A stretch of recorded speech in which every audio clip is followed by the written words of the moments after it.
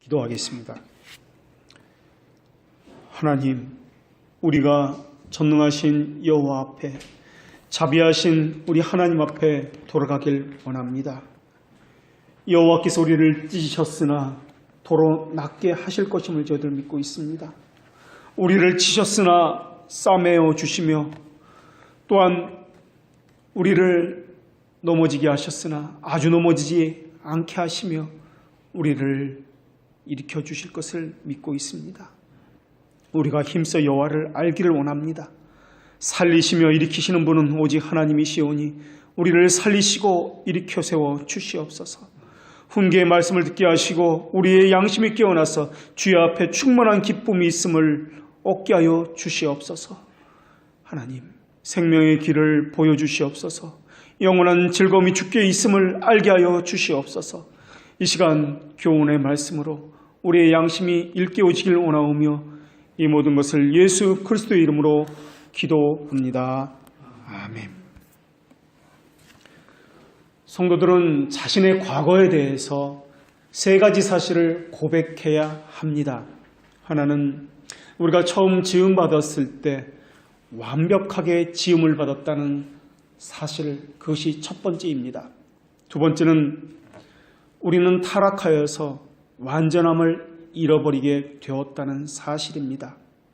세 번째는 그래서 우리는 전적으로 부패하게 되어서 그 무엇도 선을 행할 수 있는 것이 우리 안에서 나올 수 없게 되었다는 사실이 그 세 번째입니다. 이전의 상태는 영광스러웠습니다. 그러나 타락 후에는 어둡고 암울한 상태가 되었습니다. 이러한 타락 후의 상태를 가리켜서 사도 바울은 본질의 상태 또는 사람의 본성의 상태다라고 말을 했습니다. 에베소서 2장 3절에서도 우리도 다른 이와 같이 본질상 진노의 자녀이었더니 라고 말씀하고 계시면서 두 가지를 생각하도록 우리에게 요구하고 있습니다. 하나는 우리가 죄인이라는 사실입니다. 그리고 두 번째는 중생하지 못한 자는 그들은 반드시 비참함에 처해진다는 사실입니다. 사실 죄는 사탄의 일입니다. 사탄은 끊임없이 죄악을 행하도록 그렇게 요구하고 있습니다. 죄는 비참함의 원인입니다. 그리고 불의와 파탄은 그 모든 것의 열매입니다. 비탄한 생각들, 고뇌하는 마음들, 육신의 고통들, 이러한 것들은 사탄이 주는 것입니다. 그런데 우리 안에 그것이 있다라는 것입니다. 죄가 없었다면 전쟁도 없었을 것입니다. 미워하는 것도, 시기하는 것도, 불평하는 것도, 질투하는 것도 없었을 것입니다. 야망도 없었을 것입니다. 또 죽음과 묘지도 없었을 것입니다. 그렇기 때문에 우리는 우리가 어디에서부터 왔는지를 늘 기억해야 합니다. 그런데 사람들은 자신을 향해서 부풀려서 생각하는 그러한 버릇이 있습니다. 예를 들면 가인은 어쩌면 이렇게 말할지도 모르겠습니다. 나는 결코 아벨의 제사를 시기한 것이 아닙니다. 그런 마음이 조금도 없습니다. 단지 아벨이 너무 욕심을 부려서 자기 혼자만 모든 것을 가지려고 했기 때문에 나는 그것에 대해서 아주 조금 화가 났을 뿐입니다.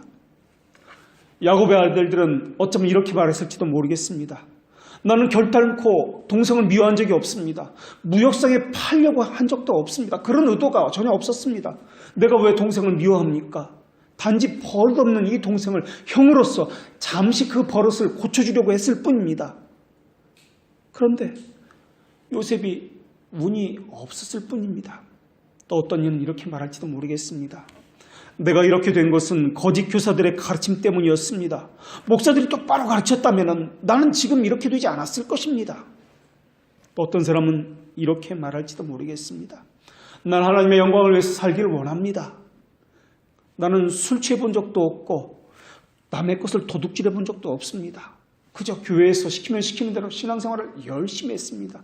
그런데 우리 가정에서, 우리 직장에서 그렇게 나를 하도록 내버려 주지 않았습니다.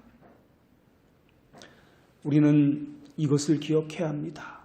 나는 아니라고 하는 그 순간, 나는 그들과는 다르다고 하는 그 순간 우린 예수 그리스도 안에 있는 하나님의 구원 사역의 위로의 풍성함을 놓치게 된다는 사실인 말입니다. 하나님께서는 예수 그리스도 안에 있는 그 위로가 얼마나 큰지를 알기 위해서는 먼저 우리로 하여금 우리 안에 있는 죄의 큰 비참함이 얼마나 큰지를 반드시 알도록 하신다는 사실입니다. 그것을 안다면 우리는 다른 사람보다도 더 낫다라고 말하지 못할 것입니다. 누구 때문에 그렇게 되었다라고 말하지 못할 것입니다. 교회 가면 어떤 사람들은 자기를 자랑하기 바쁩니다. 또 어떤 사람은 교회 가서 성공담을 듣기를 원하고 있습니다. 또 어떤 사람은 직분을 가지고 거드름을 피우면서 직분이 마치 자신의 신분인 양, 영적인 그러한 상태인 양 그렇게 생각을 하고 있습니다. 이런 영적인 오만은 그 성도들의 교통을 질식시키고 있습니다. 교회를 악의 소굴로 만들어가며 교만을 부추기는 장소로 그렇게 만들어버리고 있습니다. 우리는 구속받은 신자는 계속해서 자신의 부패함을 고백해야 한다는 사실을 잊지 말아야 할 것입니다. 사실 우리의 본성의 더러운 이 부패한 모습을 살펴보는 것은 너무나 고통스러운 일입니다. 즐거운 것이 하나도 없습니다. 그런데도 불구하고 성경은 우리의 본성이 얼마나 부패하고 타락했는지를 거듭해서 말씀하고 있다는 사실입니다. 우리로 하여금 그것을 외면하지 못하도록 그렇게 해서 그 자리에 붙들어 놓고 있다는 사실입니다. 우리 인간 본성의 더러움에 대해서 성경은 여러 가지로 표현하고 있는데 마음의 재앙이라는 표현도 하고 있고 마음에 쌓아둔 악이라는 그런 말씀도 하고 있고 독사의 독, 썩어져가는 옛사람, 정욕의 것, 귀신의 것 이러한 여러 가지 이름으로 불려지고 있습니다. 하나님 우리에게 전적인 타락함을 말씀해 주셨습니다. 그렇기 때문에 신자는 우리를 구원하신 그 복음만이 아니라 하나님께서 우리를 구원하신 그 비참함, 그것이 얼마나 큰지, 우리에게 말씀하신 그 비참함이 얼마나 큰지에 대해서도 겸손하게 받아들여야 하는 것입니다. 부패라는 말은 우리가 전적으로 무능하게 되어서 어떤 선도 행할 수 없다는 그러한 뜻입니다. 이 말은 우리가 타락하게 되었기 때문에 점점 더 악한 존재로 발전되어 간다는 그러한 의미가 아닙니다. 이 말은 우리가 죄 가운데에서 타락했기 때문에 이제 죄에 대해서 약한 상태가 되었다는 그런 말도 아닙니다. 애초부터 악하다는 것입니다. 선한 것이 조금 더 없다라는 것입니다. 창세기 6장 5절에서 여호와께서 사람의 죄악이 세상에 가득함을 보셨다라고 말씀하셨습니다. 어디서 이 사람들의 악한 행동들이 나왔습니까? 하나님께서는 이렇게 말씀하셨습니다. 사람 마음의 모든 계획이 항상 악할 뿐이라. 항상 악하다라는 것은 어느 한순간만 악한 것을 만드는 것이 아닙니다. 처음부터 악하다는 것을 의미합니다. 선한 것이 전혀 없다는 것을 의미합니다. 다시 말하면 하나님께서 그 마음에 제재를 가하지 않으면 언제든지 우리는 악을 행하고 만다라는 것입니다. 그것이 우리의 본성이다라는 것입니다. 만약에 내가 지금 선을 행한다면, 선한 생각을 하고 있다면 그것은 하나님께서 우리 가운데 역사하셔서 성령님께서 우리를 붙들고 계시다는 그 놀라운 은혜의 증거라는 것입니다. 하나님께서는 우리 생각이 언제부터, 우리의 계획이 언제부터 악한지도 말씀해 주셨습니다. 하나님께서는 이는 사람의 마음이 계획하는 바가 어려서부터 악하다라고 말씀하셨습니다. 어려서는 7살, 8살이 아닙니다. 하나님께서 이 말씀하셨을 때는 더더욱 이 지상에는 단지 8사람만 남아 있었을 때라는 것을 기억해야 할 것입니다. 사람의 마음이 계획하는 바가 어려서부터 악하다. 이 말씀은 모든 인류를 위해서 한 말씀이 아니라 8사람을 위해서 했다는 말씀입니다. 이 8사람 하나님께서 홍수때에 남겨두었던 사람이었습니다. 예레미야 선지자는 동일한 말씀을 반복합니다. 만물보다 심히 부패하고 거짓된 것은 마음이라. 이 말씀은 다시 요한복음 3장에서 우리 주님께서 반복해서 말씀하셨습니다. 사람이 빛보다 어두움을 사랑하나니 이는 그들의 행위가 악하기 때문이라. 우리가 고백하는 도르트 신경에서도 이렇게 고백합니다. 사람이 소경이 되어 마음의 판단이 왜곡되었고 그의 의지와 마음에 악의와 반역과 완고함이 있고 모든 정서가 불순종하게 되었도다 라고 말입니다. 본성상 부패했습니다. 어떤 선도 행할 수 없습니다. 악으로 기울여 있습니다. 그것이 바로 우리 자신입니다. 이런 상태에서 우리가 무엇을 자랑할 수 있단 말입니까? 무엇을 계획할 수 있단 말입니까? 우리 안에서 나오는 것은 악한 것 외에는 없습니다. 그렇기 때문에 우리가 생각하는 방식, 살아가는 방식은 세상 사람들과 달라야 할 것입니다. 어떻게 달라야 하는 것입니까? 세상 사람들은 불경하고 저주받은 가인의 후손처럼 사람의 딸들과 결혼했습니다. 그들은 하나님께서 선택할 수 있도록 그 문제를, 자신의 문제를 하나님께 가져가지 않았습니다. 그들은 하나님의 뜻에는 아무런 관심이 없었습니다.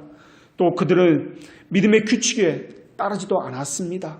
단지 그들의 욕망에 따라서 자기가 보기에 좋은 대로 세상 사람들이 그렇게 하기 때문에 그렇게 생각하고 그렇게 따라갔을 뿐입니다. 사람들이 그렇게 다 하니까 사람의 아름다움을 보고 그렇게 한 것입니다. 그것이 무엇이 잘못됐습니까? 라고 그들은 이야기합니다.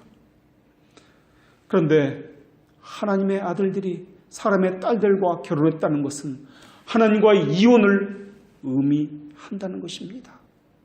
이것이 바로 옛 세상을 휩쓸어버린 대홍수의 원인이 되었습니다.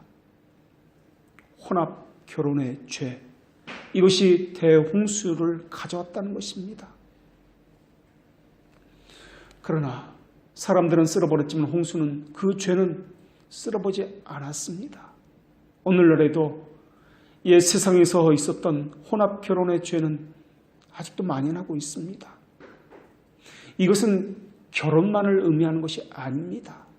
우리가 어떤 자세를 취해야 되는 것을 이야기하고 있는 것입니다.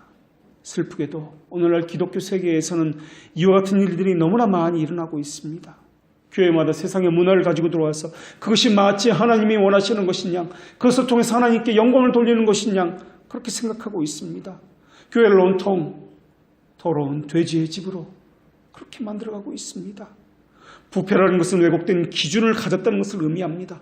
이것은 하나님의 속성과는 분명하게 구별되게 되어 있습니다. 또 부패는 경건하고 거룩하고 신실함으로 하나님을 영화롭게 하는 것과는 전혀 다른 방향으로 나아가게 되어 있습니다.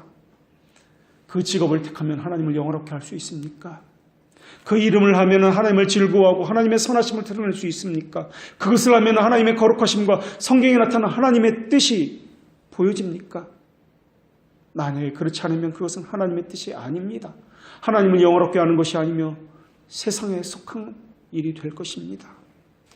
참된 신자라면 최고의 선행 속에 서서 그 안에 숨어있는 악에 대해서도 예민하게 반응할 수 있어야 합니다. 그 사람은 세상에 숨겨진 죄의 악함에 대해서 깨닫게 되어 있습니다. 그리고 하나님께 대하여 하나님의 본성과 정반대되는 것을 자기 안에서 또 자기 주위에서 제거해 나가는 것을 자신의 사명이냐 그렇게 해나가게 될 것입니다.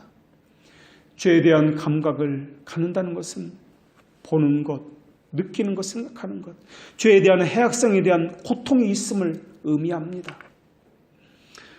성경에서 하나님께 대한 범죄는 하나님의 목소리를 청종하지 않은 것이라고 그렇게 말씀하고 있습니다.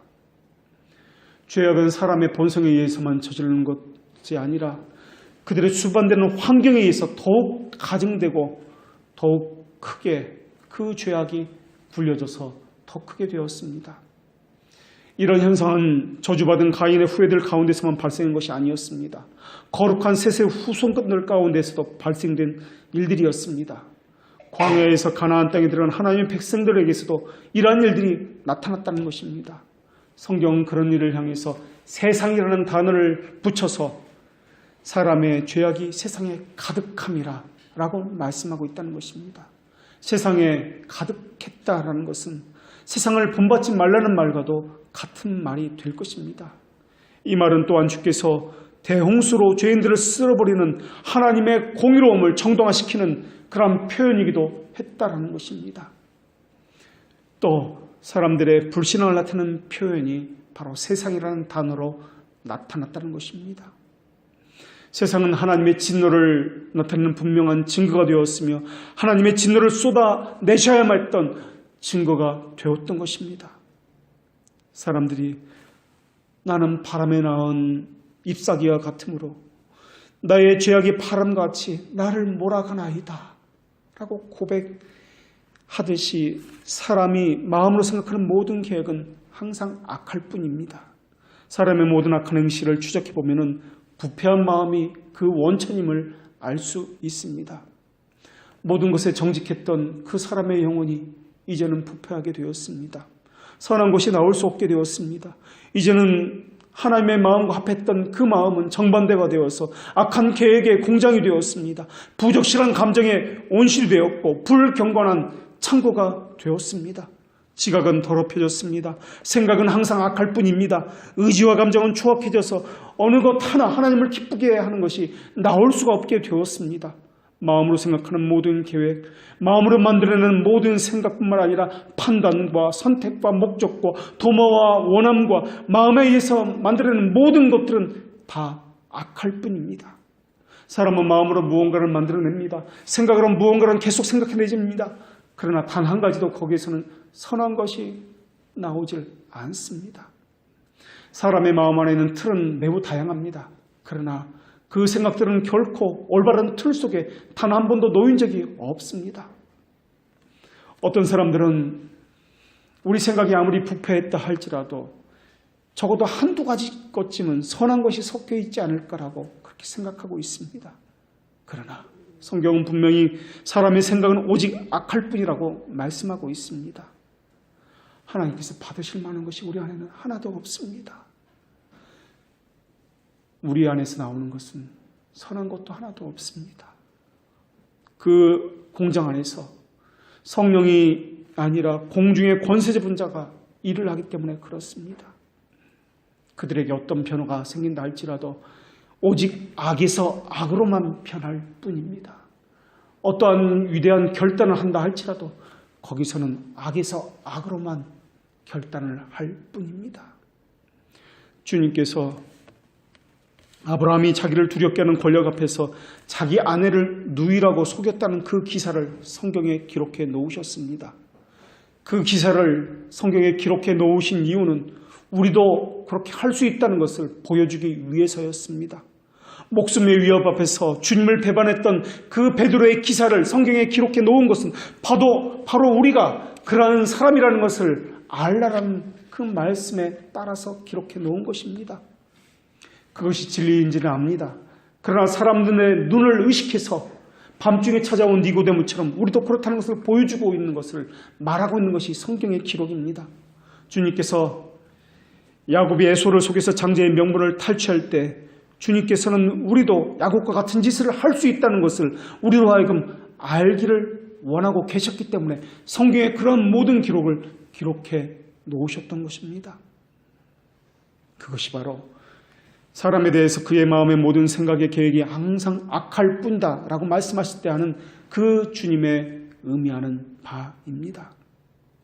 주님께서 성경에 야곱의 10명의 아들들이 어린 동생을 구덩이에 내던져서 상인들에게 노예를 팔리겠다는 것을 말씀하실 때 바로 여러분과 제가 주님께서 말씀하신 그 악한 짓을 행할 수 있다는 것을 우리 마음에 새기기를 원하셨기 때문에 성경에 기록해 놓으셨던 것입니다.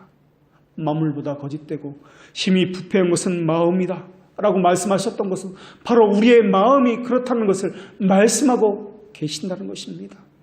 자기 유익 앞에서 거짓말을 하고 속이려 하고 남의 것을 빼앗고 하는 이 모든 것을 성경에 기록해 놓은 것은 바로 우리가 그렇다는 것을 말씀하고 계신다는 것입니다. 그런데 우리는 그와 같지 않습니다. 우리는 그 일만큼은 나와는 상관이 없습니다라고 말합니다. 이와 같은 범죄는 세상에서나 일어나는 일이지 나는 전혀 상관이 없습니다라고 말을 합니다. 만일 그러한 일들이 교회 안에서 일어난다면 우리와 함께는 어떤 이들에게서 일어난다면 우리는 그들을 저급한 사람으로 취급하면서 아는 체도 하지 아니하고 슬금슬금 그들에게 피하면서 인사도 하지 않을지도 모르겠습니다. 나는 마치 그런 부류의 사람과는 다르다고 생각하면서 말입니다. 그러면서 당회를 향해서 이와 같은 사람을 어떻게 주의 식탁에 앉힐 수 있단 말입니까? 그러면서 당회를 향해서 제대로 일을 하십시오라고 말을 할지도 모르겠습니다. 그러나 우리 주님께서는 다르게 말씀하셨습니다. 그와 같은 이가 바로 너희들이라 라고 말입니다.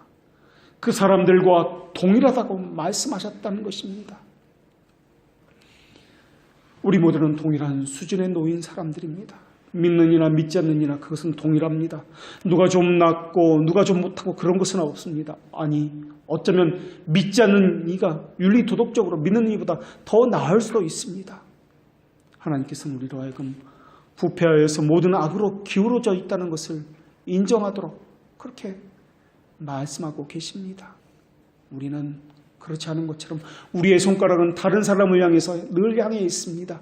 그러나 하나님은 그 손가락의 방향이 잘못되었다라고 우리에게 말씀하고 계신다는 것입니다. 성경은 분명하게 사람 안에는 희미하게 비치는 빛조차 없다고 말씀하고 있습니다. 단 하나의 거룩한 생각도 만들어내지 못한다고 말씀하고 있습니다. 그래서 주께서는 그 시대의 사건을 성경에 기록해 남겨두셨습니다. 그 이후의 세대들에게 거울이 되도록 하기 위해서 말입니다. 만약 이런 근거 없이 대홍수의 심판만이 기록되어 우리에게 전달되었다면 실제로 당시에 죄를 지지 않고 죽어갔던 영아들, 아기들은 거룩하시고 공의로우신 하나님에 대해서 우리는 어쩌면 비판하게 될지도 모르겠습니다. 생각해 보십시오. 여호와께서 땅 위에 사람 지으셨음을 한탄하사 마음에 근심하시고 이르시되 내가 창조한 사람을 내가 지면에서 쓸어버리라. 그 말씀하실 때 하나님의 심정을 말입니다. 어떤 사람이 자기가 쓴 책의 한 문장을 지우고 고치는 것처럼 그렇게 쉬운 문제처럼 하나님께서 그렇게 생각하시는가 말입니다. 하나님은 모든 입을 막고 온 세상으로 하나님의 심판 아래 있음을 알게 하시려고 우리에게 그 본보기를 보여주신 것입니다. 저는 여러분에게 묻겠습니다. 여러분은 정말 다른 사람보다 더 나은 사람들입니까? 다윗이 밧세바에게 저질렀던 것을 여러분은 결코 하지 않을 것이라고 진짜로 그렇게 생각하고 계십니까? 여러분은 요셉에게 했던 것을 여러분이 결코 행하지 않을 것이라고 그렇게 장담하십니까? 여러분은 야곱처럼 속여서 자기 이득을 취하는 일들을 하지 않을 것이라고 그렇게 장담하고 계십니까? 여러분은 노아처럼 술 먹고 취해서 기분이 좋아져서 실수하고 죄를 짓는 일을 하지 않을 거라고 장담하고 계십니까? 여러분은 베드로처럼 자기 목숨의 위협 앞에서 주님을 모른다라고 배반한 일을 하지 않을 거라고 장담하고 계십니까? 여러분은 이스라엘의 역대 왕들처럼 여러분이 왕이 되었다면 우상을 섬기지 아니하고 정치적 판단에 따라서 강대국을 의지하지 않을 거라고 그렇게 장담하고 계십니까? 나타나는 상황에 따라서 보이는 환경에 따라서 생각하고 행동하는 것이 사람이지 않습니까? 그런데 하나님은 보이는 대로 행동하는 것, 나타난 환경에 의해서 움직이는 것이 잘못되었다라고 성경을 통해서 말씀하고 계신다는 것입니다. 여러분이 죄를 짓는데 자신을 내어주지 않을 거라고 장담하지 마십시오. 그런 생각을 갖는 것은 하나님의 말씀과는 정반대의 생각을 하는 것입니다. 교회는 성경이 가르치는 바는 여러분과 제가 부패해서 온갖 악으로 기울어져 있다는 사실입니다. 도르트 신조에서도 동일한 고백을 하고 있습니다. 모든 사람이 죄 가운데 잉태되어 진노의 자녀로 태어났습니다. 구원받을 만한 어떤 선도 행할 수 없습니다. 악의로 기울어져 있으며 죄 가운데 죽었고 또 죄의 종입니다. 모든 사람의 부패한 본성은 욥기 14장 4절에서도 잘 나타나 있습니다. 누가 깨끗한 것을 더러운 것 가운데서 낼 수 있으리까? 하나도 없나이다. 우리도 이렇게 고백해야 할 것입니다. 나는 혐오스러운 생각을 합니다. 아주 가증스러운 생각들이 내 머릿속에 딱 딱 달라붙어 있습니다. 만약에 미국처럼 우리에게 총이 주어진다면 나는 너무나 자주 살인을 했을 것입니다. 우리는 죄를 짓고 감옥에 가는 사람만 특별하다고 생각하고 있습니다. 그러나 그곳은 특별한 사람들이 가는 것이 아니라 우리도 언제든지 갈 수 있다는 생각을 해야 할 것입니다. 우리는 특별한 사람들이 아니라 신문에 나오는 사람들처럼 언제든지 죄를 지을 수 있는 그러한 사람들입니다. 이것은 제가 내린 평가가 아니라 하나님께서 내리신 평가입니다. 이것이 성경의 기록의 말씀입니다. 우리는 그러한 사실을 기록해야 할 것입니다. 이것을 다시 말하면 하나님 구원을 이끌어낼 만한 것이 우리 안에는 아무것도 없다는 말입니다. 하나님은 우리를 사랑할 만한 것이 우리 안에서는 전혀 발견할 수 없다라는 것입니다. 하나님께서 우리 안에서 발견할 수 있는 것은 오히려 하나님께 죄를 짓는 것 외에는 발견할 수 있는 것이 전혀 없다라는 것입니다. 하나님의 공의로운 질문 앞에 우리는 무엇이라고 대답할 수 있단 말입니까? 우리는 영원한 형벌과 지옥을 가야 마땅하는 사람들입니다. 이 사실은 우리를 늘 겸손하게 만듭니다. 내가 죄악 중에서 출생하였으며 어머니가 죄 중에서 나를 잉태하였나이다. 이것은 우리가 고백해야 하는 말입니다. 본성상 부패했습니다. 악으로 기울어졌습니다. 이것이 우리의 본 모습이지 않습니까?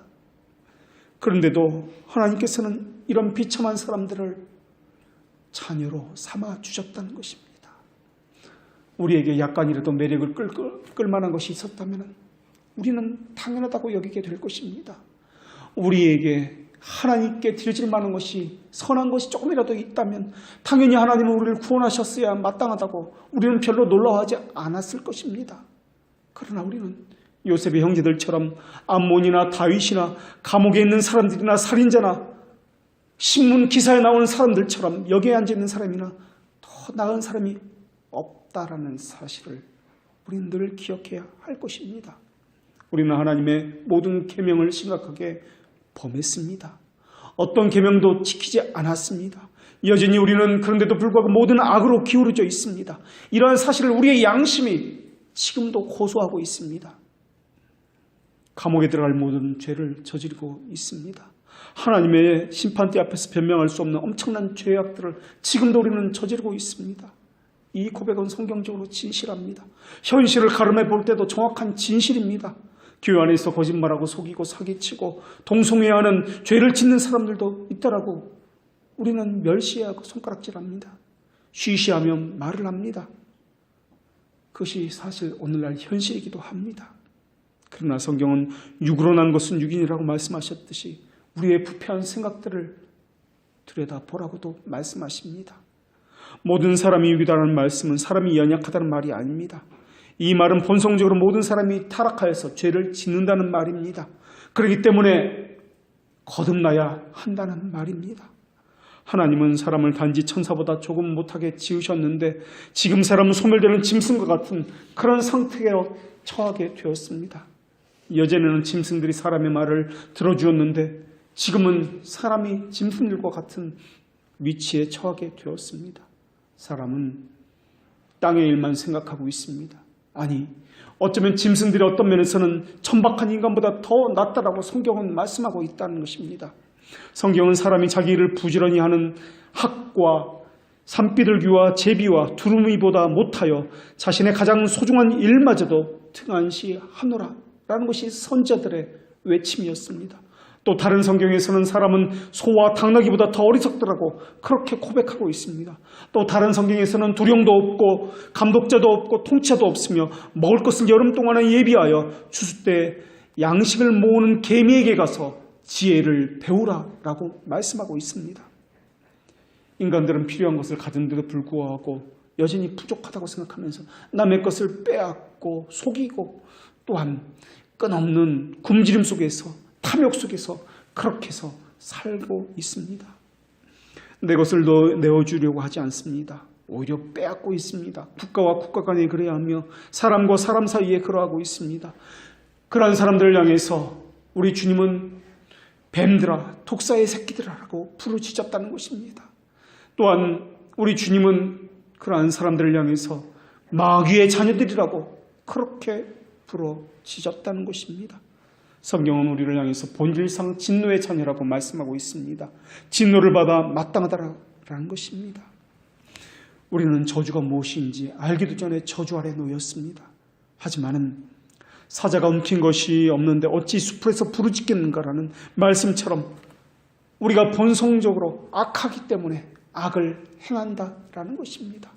우리의 타락은 너무나 철저합니다.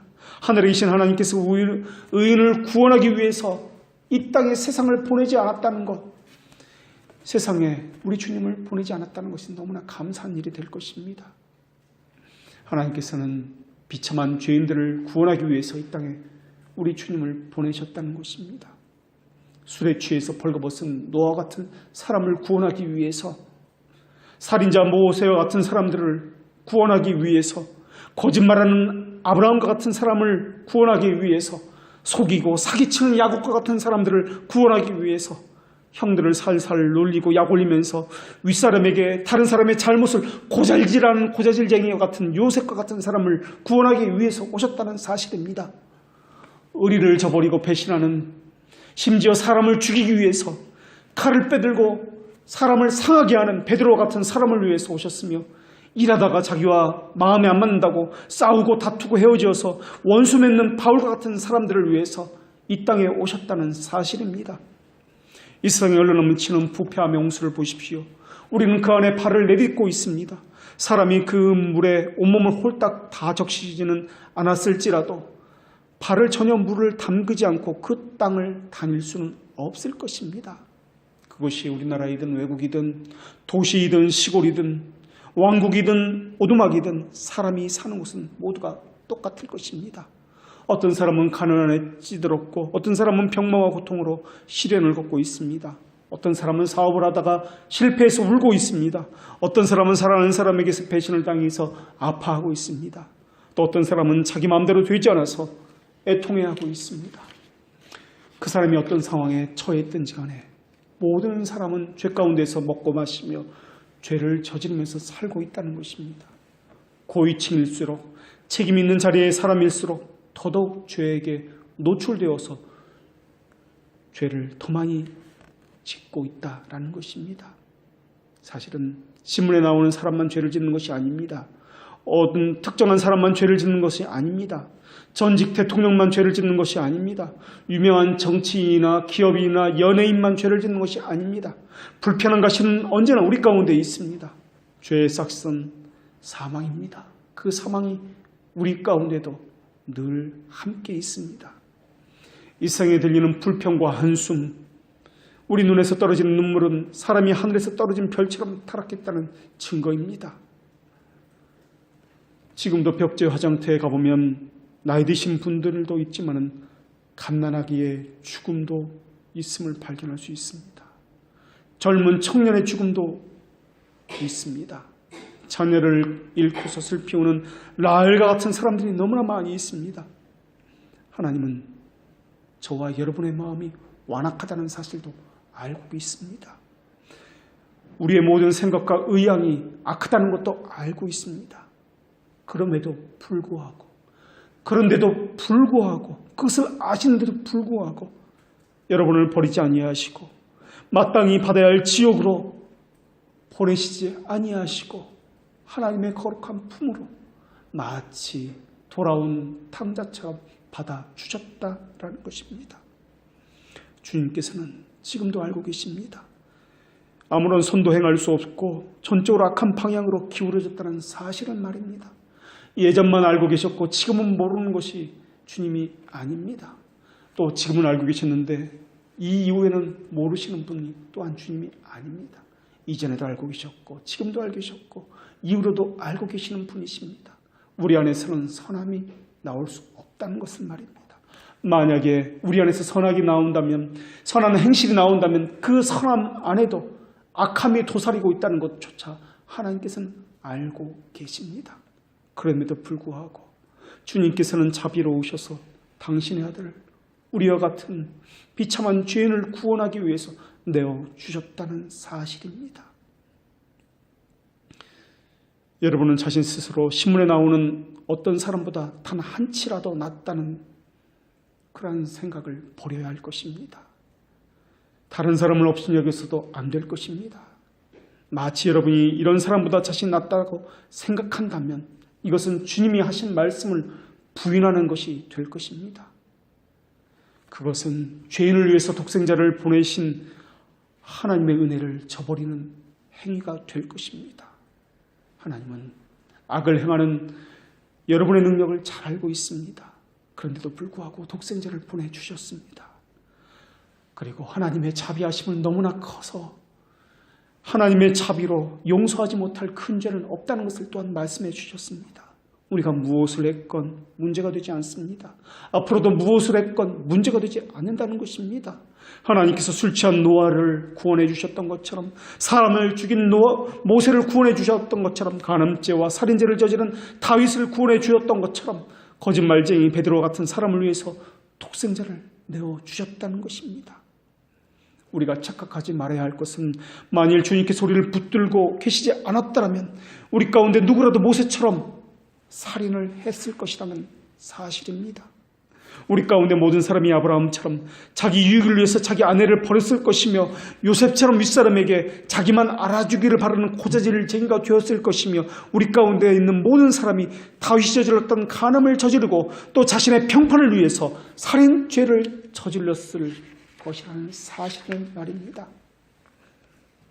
교회 안에는 노아나 다윗이나 베드로 같은 범죄를 저지른 형제들을 업신여기는 사람이 있어서는 안 될 것입니다. 우리는 성도들이 서로 교통한다고 그렇게 그것을 믿는다고 고백하고 있습니다. 이 말의 의미는 성도가 서로의 죄들을 용서한다는 의미입니다. 내 죄가 하나님께 용서함을 받았기 때문에 용서함을 받은 죄인으로서 서로가 죄들을 용서하고, 또한 나도 그 사람들이 짓는 죄를 지을 수 있다는 것을 늘 기억하면서 살고 있다는 의미입니다. 교회는 자신을 향해서 제법 괜찮은 사람이라고 여기는 사람들로 구성되어 있음을 말하고 있지 않습니다.